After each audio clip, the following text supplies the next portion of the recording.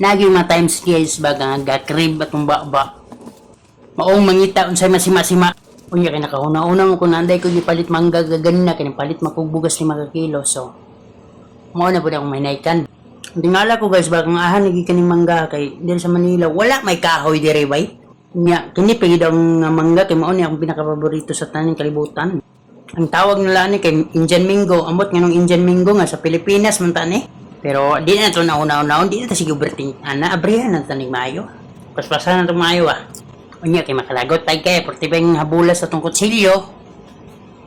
Unya, kuhan pa kay mangga, hilaw. Pero tungod kay wala man tayo patawad Pangitaan na ito nagpaagi. Walay mangga nga gahil, taong madiskarte. So pagka humanag panit guys, kay yugasan na ko ang kuhan akong butangan na uning mangga. Yung plato. Diri man na ito ibutang mangga, lisod budahan na ito ibutang mangga. Nakita niyo yung mangga na, mauna kung kuhanan, duhara na siya kabuok. Sakto na kayo na sa itong kuhan, baba nga, gapangita. Parisan na nato na runok-suka o kuhan ka ng uyab ba. So, pag gumana kong paanit o gugas, akon din ang gislice. Nga, gislice na ko puting habulas ang kutsilyo. Na, paspasan na nato ni balag kuhan, magka uliyang. Tinggahi Kung kamo nagtanaw kang tungang gabi, ay yun padayo na. Kay I'm sure ko, inyong laway yun, magtubura yun ba. Pero wapo katilawon sa lasaan ni.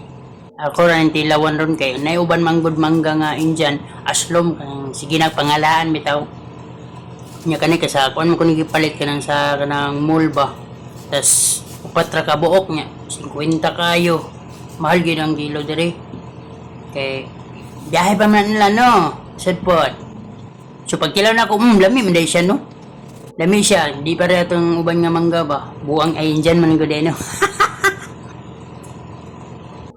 So mo yung ipares alamang medyo halang siya guys, halang-halang at tamis, sweet, then suka ngayon akong ginama. Then ibo-bo na unsa pay dugayan. Sure.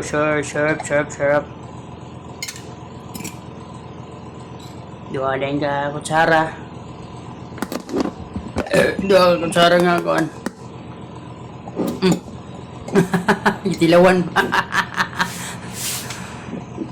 Marabog na ikon da baka nakauban.